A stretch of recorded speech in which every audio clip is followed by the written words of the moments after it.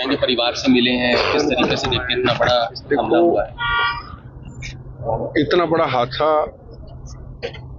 हादसे बहुत जिंदगी में देखे हैं, खून बहता हुआ बहुत देखा है, बच्चों को यतीम होते हुए पंजाब की धरती में कश्मीर में देखा है। पर इनका वाकया एक अलग था कि 4 दिन पहले ही शादी होती है और उसकी आंखों के सामने उसका पति शहीद हो जाता है। किसी का पिता चला गया, किसी का पति चला गया, किसी का बेटा चला गया। आज के दिन मैं यही कहना चाहूंगा हिंदुस्तान के देशवासियों को।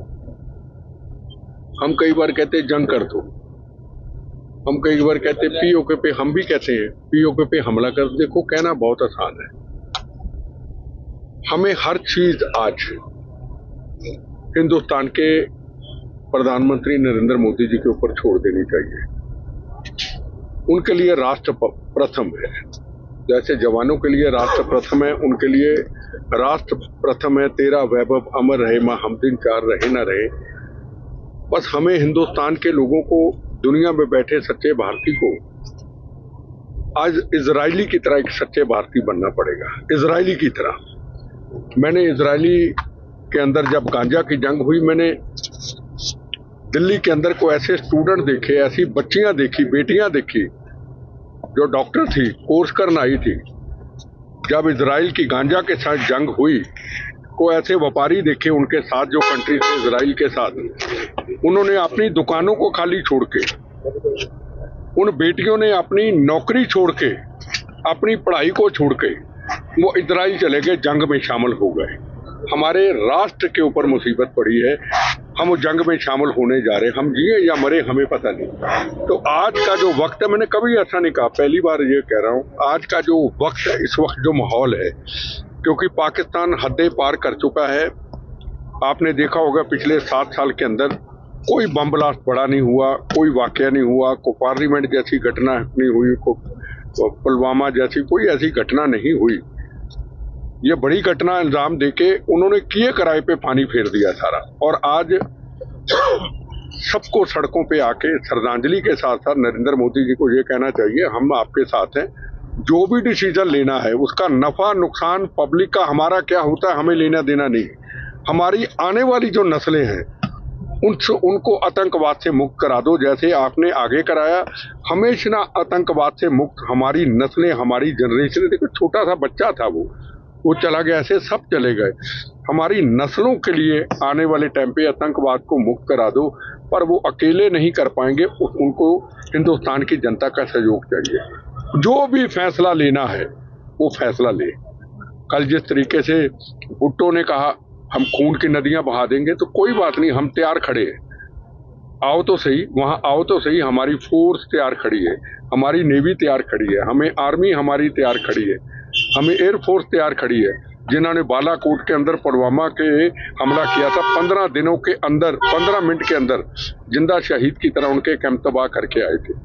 पर हिंदुस्तान के लोगों को जागना होगा, और खास तौर पे हिंदुस्तान में जो ISI के एजेंट सरेआम घूम रहे हैं, खास तौर पे पंजाब के अंदर जो खालिस्तान के नारे देते हैं, जिन आतंकवादियों ने, जिन्होंने ISI के एजेंटों ने हमारे बच्चों को शहीद किया, हमारे पिता समान को शहीद किया, वही एजेंट पंजाब के खालिस्तान का नारा देके पंजाब में बैठे हैं।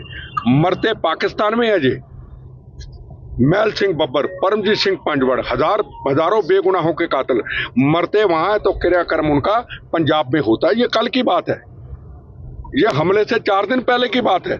और उनको बड़े बड़े धार्मिक लीडर, धर्म के ठेकेदार उनके गले में, उनके परिवार के गलों में परने रुपए पहनाते हैं और कहते हैं ये योद्धे थे।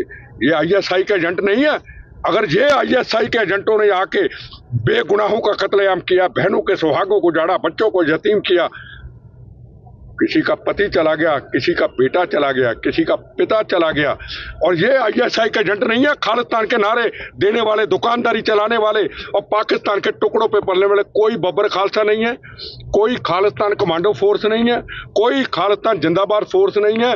नाम इनके खालिस्तान कमांडो फोर्स है और है इनके पीछे आईएसआई। आईएसआई का जो भी व्यक्ति, जहां अभी मोदी जी ने ऐलान किया ना, पाकिस्तान वाले पाकिस्तान जाएं, हिंदुस्तान वाले हिंदुस्तान आए, पर अगर आईएसआई के एजेंट सरेआम, और खास तौर पे सोशल मीडिया के चंद लोग पंजाब के अंदर जो पाकिस्तान के चैनल चलाते हैं, पंजाब के अंदर पाकिस्तान के चैनल चलाते हैं, मैं उनको साफ तौर पे कहूंगा, इन पगड़ियों का अब अपमान करना बंद कर दो। बहुत अपमान, ये सिख कौम मानवता की रक्षा के लिए सजाई गई, इस देश को आजादी लेके दी, इस सिख कौम ने, उस सिख कौम को बदनाम ना करो। और मैं सरकार को कहूंगा उनके खिलाफ सख्ती से कार्रवाई करे जो आईएसआई के जरिए। बेटा जी आज परिवार में पहुंचे थे, कुछ परिवार ने आपसे कोई बातें साझा की हो? मेरे देखो इस वक्त वो बात सहन करने के, बात करने के काबिल ही नहीं है। हम अफसोस उनसे कर सकते थे, पर जो हरियाणा सरकार ने, चीफ मिनिस्टर साहब ने जो ऐलान किया है, उन्होंने तो कुछ मांगा नहीं, जो ऐलान किया है हम सरकार का समर्थन करते हैं, उनका शुक्रिया। संभल के रहना अपने घर में छुपे हुए गरदारों से, ये पंजाब में अभी आपको बताया यार, 5 दिन पहले 6 दिन पहले की बात है यार, पाकिस्तान में मरते हैं बीमारियों से और भोग इनके वहां पड़ते हैं, और बड़े बड़े धर्म के ठेकेदार उनके गले में पड़ने पड़ा। कहो तो इनको तकलीफ होती है, क्यों ना कहें। भारत के साथ गद्दारी नहीं, मातृभूमि के साथ गद्दारी नहीं। पहले 36,000 बेगुनाहों का पंजाब का कत्लेआम हुआ, 19,000 हिंदू भाइयों का कत्लेआम किया, हम फिर वही रट लगा बैठे।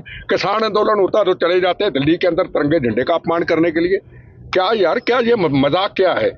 सिख कौम की इज्जत की कौम है, उसको क्यों बदनाम करते हो? क्यों सारा सिख समाज इन लोगों के खिलाफ खड़ा नहीं होता? हिंदू बोलेगा तो फिरका परस्त है, हिंदू बोले तो नफरत फैलाने वाला, हिंदू बोले तो आरएसएस, हिंदू बोले तो बीजेपी, तो मेरा सरदार भाई को सड़क पे बोलेगा ही नहीं। ये गलत बात है बिल्कुल। मेरा से पूछो मैं कौन हूं? जिसने गोली मारनी मारे, जिसने 1000 गाली देनी दे, पहले भारतीय फिर सरदार हूं। जिसने बम चलाने चलाए, पहले भारत पे नाज है मुझे अपने गुरुओं के गुरु गोविंद सिंह की धरती पे नाज है। यहाँ आते हैं करनाल के अंदर सिमरनजीत सिंह मान भगत सिंह को आतंकवादी कह के चले जाते, और आप पत्रकार उनको कुछ कहते नहीं। पकड़ो उनको उसी वक्त जो भगत सिंह को आतंकवादी, आपकी करनाल की धरती पे आते, ऐसा नहीं। और करनाल के लोगों को हाथ जोड़ के कहूंगा सड़कों पे आए।